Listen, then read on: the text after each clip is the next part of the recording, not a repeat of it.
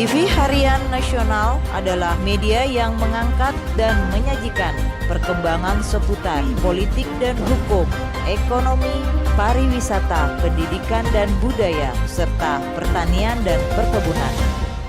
Pengadilan Tipikor Jakarta Pusat kembali menggelar sidang tindak pidana korupsi kasus Asabri dengan terdakwa Teddy Cokro Saputro. Sidang yang digelar Rabu 15 Juni 2022 dengan agenda menghadirkan saksi ahli dari BPK yang diajukan jaksa penuntut umum. Dalam keterangannya, saksi ahli BPK menyatakan tidak menyebutkan nama Teddy dalam kasus Asabri karena tidak adanya bukti.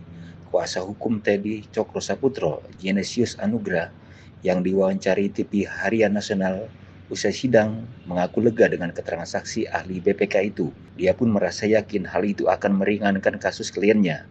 Hal sama juga diungkapkan Teddy Cokro Saputro yang merasa lega dengan ungkapan yang disampaikan saksi ahli dari BPK. Terima kasih Yang Mulia. Saudari ahli, dalam BAP saudari halaman 280,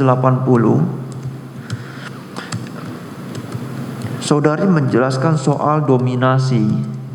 Padahal tadi saudari menjelaskan berbagai hal tentang dominasi grup transaksi yang dilakukan oleh grup BT, JS, dan TD. Dalam pengamatan kami, saudari ahli, ini terdapat ada sedikit kontradiktif soal dominasi yang saudari sampaikan.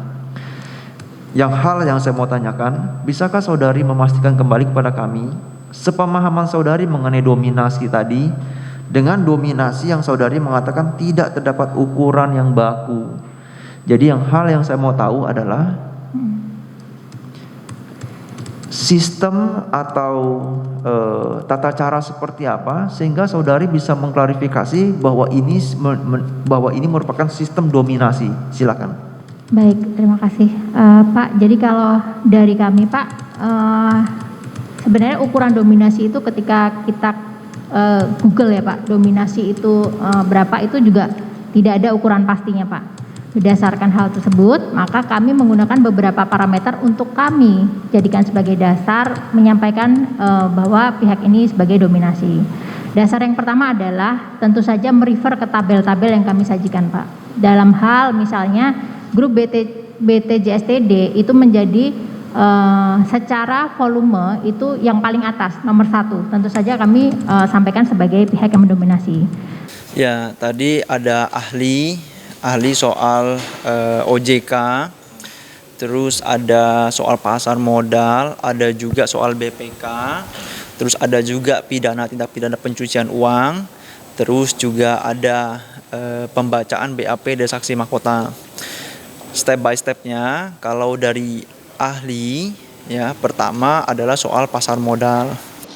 Ya itu makanya itu juga yang kita mau pertanyakan di situ. Dari awal kita tanyakan sistem bagaimana mereka bisa tata cara untuk menghitung kerugian negara. Karena kan mereka sistemnya auditor. Nah, kita tanyakan, tapi ternyata di situ makanya kita terkejut juga bagaimana mungkin kok muncul nama Teddy di situ. Jadi itu juga kita pertanyakan tadinya. Nama Pak Beni banyak, nama nomini-nomini lain banyak. Tapi nama Teddy itu hanya satu. Satu itu hanya 340 jutaan. Gitu loh. Ya itu nanti kita akan kita akan sampaikan pembelaan kita di nota pembelaan di pledoi. Tapi yang pasti ini agenda pembuktian dari jaksa itu sudah selesai. Jadi sekarang gilirannya adalah dari terdakwa. Jadi minggu depan ada saksi meringankan dari terdakwa. Sebelum kita punya rencana juga akan menghadirkan ahli di situ. Kita juga akan bantah soal pasar modal, kerugian pasar modal. Intinya adalah sifatnya investasi. Jadi bagaimana mungkin investasi yang sifatnya untung ada ruginya, bahkan dalam website OJK dikatakan untuk investasi itu mesti pahami resikonya juga.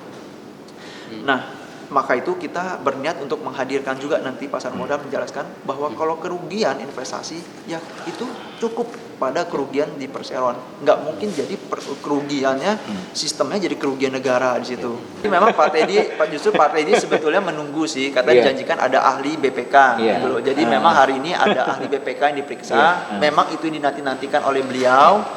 Nah ternyata dari BPK sendiri menjelaskan bahwa nama Pak Teddy itu keterlibatannya tidak ada. Jadi memang personally Pak Teddy itu lega di situ. Kalau nama mungkin belum siap ya, tapi sekiranya kita ada dari pasar modal, kita mungkin juga ada dari tindak pidana pencucian uang dan korupsi di situ, karena targetnya kita adalah mau menjelaskan, kita mau memberikan pertimbangan kepada majelis hakim bahwa ada soal tempus, itu waktu kejadian pidana, ya yang sebetulnya jaraknya itu beda. Jadi ya itu seperti kita jelaskan di awal bahwa Pak Teddy itu belum menjabat sebagai pengurus perseroan, tapi sekarang disangkakan sebagai ya orang yang melakukan tindak pidana korupsi, merugikan negara, dan juga ada perputaran uang yang mengakibatkan tindak pidana pencucian uang di situ.